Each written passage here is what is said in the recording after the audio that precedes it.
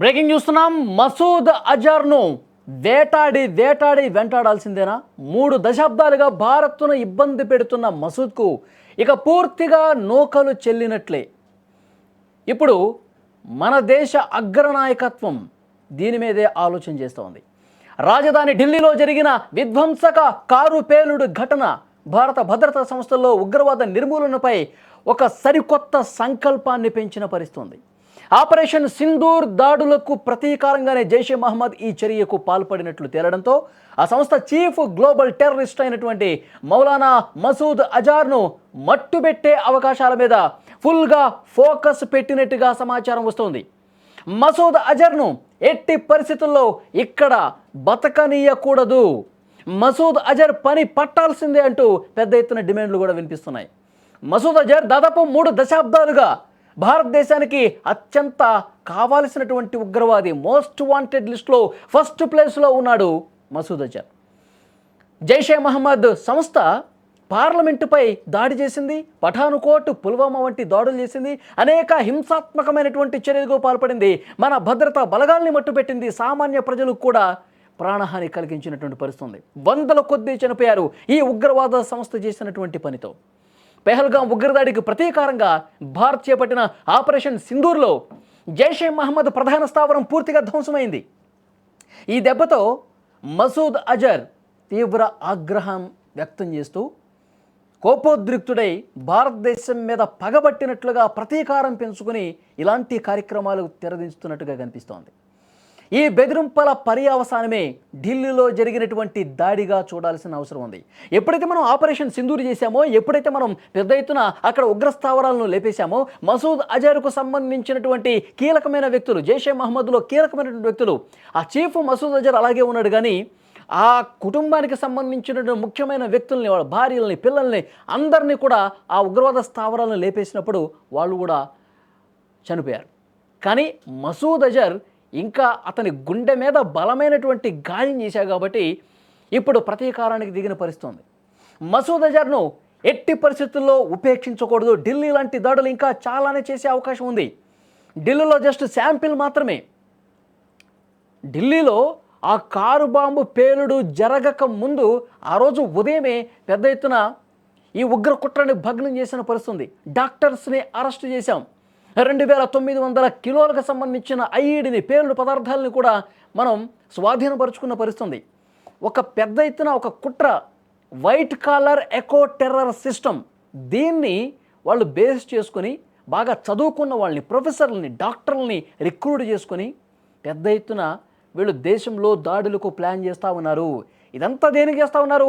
Operation సింధూర్తో మనం తునాతునకలు చేసేసాం కదా.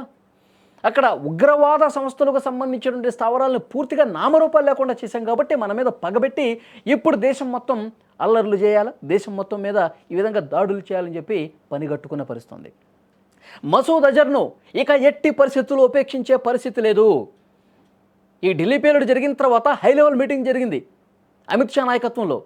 ఆ మీటింగ్లో చాలా క్లియర్గా చెప్పారు, మసూద్ అజర్ని ఇంకా ఎట్టి పరిస్థితుల్లో మనం ఉపేక్షించే పరిస్థితి లేదు, అతని మీద చాలా స్ట్రాంగ్గా మనం చర్యలు తీసుకోవాల్సిందే, ఇక ఎటువంటి దాగుడు మూతలు లేకుండా అతన్ని టార్గెట్ చేయాలని చెప్పి కేంద్రం కూడా నిర్ణయం తీసుకున్నట్టుగా సమాచారం వస్తోంది. ఉగ్రవాద స్థావరాలు ఎక్కడున్నా, అవి ఏ దేశంలో ఉన్నా వాటిపై దాడి చేసే హక్కు భారత్కు ఉందని గతంలోనే బాలాకోట్ సర్జికల్ స్ట్రైక్స్ ద్వారా భారత్ ప్రపంచానికి స్పష్టం చేసింది. ఢిల్లీ పేలుడును కేంద్ర హోంమంత్రిత్వ శాఖ సైతం యుద్ధ చర్యగా పరిగణించింది. ఈ నేపథ్యంలో భద్రతా సంస్థలు మసూద్ అజర్ ఆచూకీ కదలికలపై నిఘా పెట్టారు. పూర్తిగా మసూద్ను పాకిస్తాన్ గడ్డపై నుంచైనా సరే అతను ఎక్కడ దాక్కున్నా అతను పాకిస్తాన్లోనే ఉంటాడు, పాకిస్తానే ఆశ్రయం కల్పిస్తుంది, పాకిస్తానే అలాంటి ఉగ్రవాదుల్ని స్వాతంత్ర సమరయోధులుగా పొగుడుతూ వాళ్ళకి ఇంకా సైన్య సహకారం అందిస్తూ, వాళ్ళకి ఇంకా ఆయుధ సహకారం అందిస్తూ, వాళ్ళకి ఇంకా ఆర్థికపరమైనటువంటి సహకారం అందిస్తూ మన దేశం మీద ఉసిగొలుపుతుంది. మన దేశం మీద జరుగుతున్న దాడులన్నీ కూడా పాకిస్తానే చేయిస్తుందని చెప్పి క్లియర్గా అర్థమైపోతుంది. అందుకే ఇలాంటి నీచమైనటువంటి వాళ్ళని, ఇలాంటి దుర్బుద్ధి కలిగినటువంటి ఉగ్రవాదుల్ని ఉపేక్షించే పరిస్థితి లేదు.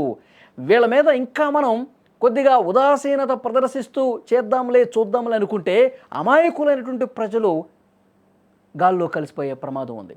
అమాయకులైన ప్రజలు తమ ప్రాణాలు కోల్పోయి వాళ్ళ కుటుంబాలు రోడ్డున పడే పరిస్థితి ఉంది. ఇంకా ఎంతమంది చావాలి? వీడినొక్కడిని చంపేస్తే సరిపోదా?